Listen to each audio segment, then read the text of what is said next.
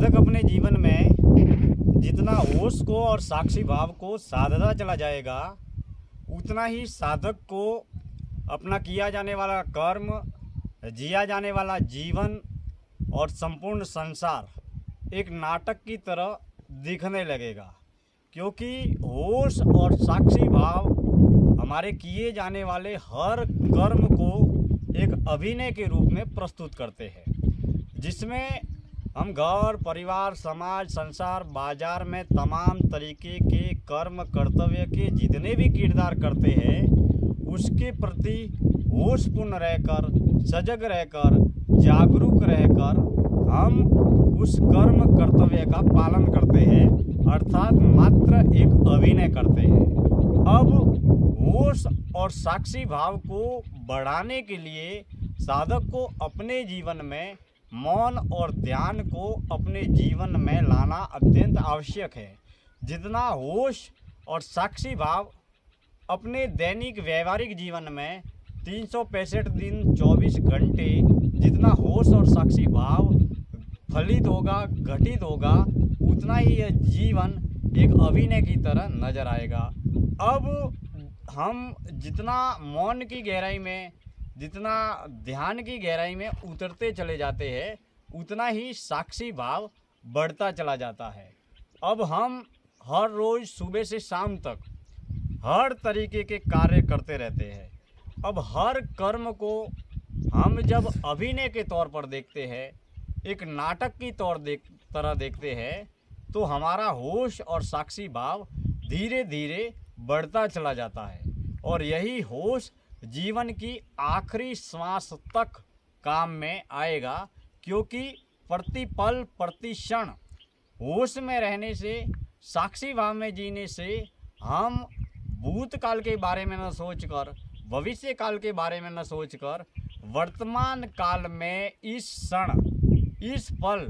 क्या घट रहा है और जो घट रहा है वह वास्तविक, स्वाभाविक, यथार्थ तल पर क्या घट रहा है, उसे हम एक अभिनय के तौर पर देखते हैं। अर्थात बोलने का अभिनय, कर्म करने का अभिनय,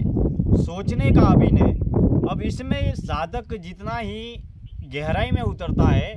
तब साधक को केवल दृश्य, कर्म, घटना, व्यक्ति, वस्तु, धन, साधन, पदार्थ, संपर्क, संबंध को ही केवल होश और साक्षी भाव में नहीं लाना है। एक ज्ञानी, विद्वान, बुद्धिमान साधक को अपने विचारों को, अपने विकारों को, अपने अहंकार को, अपने ज्ञान को और अपने अनुभव को भी होश में रहकर साक्षी भाव से देखना है। क्योंकि हम पंच ज्ञान इंद्रियों के माध्यम से हर पल, हर क्षण कुछ न कुछ नए कर्मों का सृजन कर रहे हैं। देखकर, सुनकर, बोलकर कुछ न कुछ नए विचारों का, नए ज्ञान का, नए अनुभव का संग्रह कर रहे हैं। अब जब हम हर क्षण, हर कर्म, हर घटना, हर दृश्य, हर ज्ञान, हर अनुभव को होश और साक्षी भाव में देखते हैं, वर्तमान अवस्था में सजग और जागरूकता के रूप में देखते हैं, तब हमें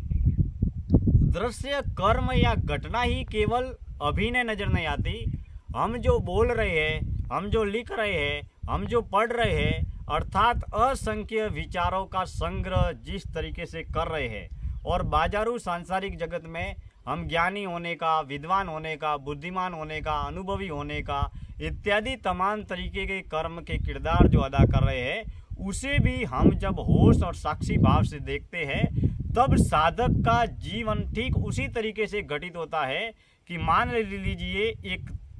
पानी का दरिया है और पानी के दरिये में तेल की बूंद है। अब वो तेल की बूंद है, वो उस पानी के दरिये में रहकर, जीकर एक किनारे से दूसरे किनारे पहुंच रही है, यानी कि वह अपनी यात्रा तय कर रही है। अब पानी का प्रभाव तेल पर नहीं पड़ रहा है और तेल की बूंद का प्रभाव पानी पर नहीं पड़ रहा है, लेकिन वह तेल की बूंद दरिये के पानी में यात्रा तय कर रही है। यानी कि दोनों साथ में है, दोनों पास में है और दोनों संपर्क और संबंध भी निभा रहे हैं।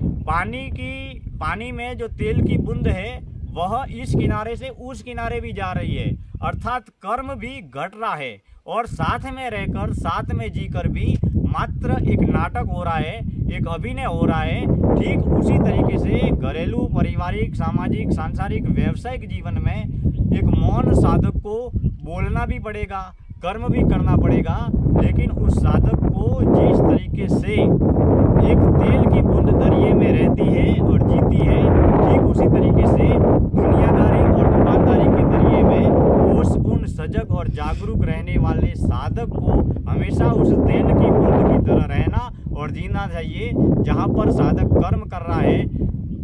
व्यक्तिगत कर्म कर रहा है, परिवार के कर्म कर रहा है, व्यापार के कर्म कर रहा है, समाज के कर्म कर रहा है, धर्म के कर्म कर रहा है, सभी कर्म कर रहा है, लेकिन उस कर्म के मोह, आकर्षण और अहंकार में लिप्त न होकर हम केवल निष्काम कर्म कर रहे हैं, जहाँ पर सुख और दुख से परे की अवस्था को धीरे धीरे हम उपलब्ध होते हैं। साधक जितना होश और सजगता को बढ़ाता चला जाएगा, उतना ही वह जीवन में सुख और दुख के परे की अवस्था को उपलब्ध होगा। जीवन में निष्काम कर्म करते हुए अगर उसके जीवन में सुख आएगा तो उसे किसी भी प्रकार का अहंकार नहीं होगा, और दुख आएगा तो किसी भी प्रकार की पीड़ा या कष्ट नहीं होगा। वह केवल निष्काम भाव से कर्म और कर्तव्य का किरदार अदा करता रहेगा। तो दोस्तों, जीवन में अगर होश और साक्षी भाव को बढ़ाना है तो हमें मौन, ध्यान साधना और एकांत साधना की अनंत गहराई में उतरना पड़ेगा। जितना हम मौन रहेंगे, जितना हम ध्यान करेंगे, उतना ही दैनिक व्यवहारिक जीवन में ध्यान घटेगा, दैनिक व्यवहारिक जीवन में जागरण घटेगा, दैनिक व्यवहारिक जीवन में होश घटेगा, सजगता घटेगी। लेकिन होश और सजगता, होश और साक्षी भाव को अगर बढ़ाना है तो प्रतिदिन हमें मौन का, ध्यान का और एकांत साधना का अभ्यास अवश्य करना चाहिए। मित्रों, आज की इस जीवन दर्शन यात्रा में मैं अपनी वाणी को विराम देता हूं। कल हम किसी और नए विषय को लेकर बातचीत करेंगे। आप हमारे YouTube चैनल पर दिनेश्वर माली ऑफिशियल पर प्रसारित इस जीवन दर्शन यात्रा से जुड़े रहे। पत्थरों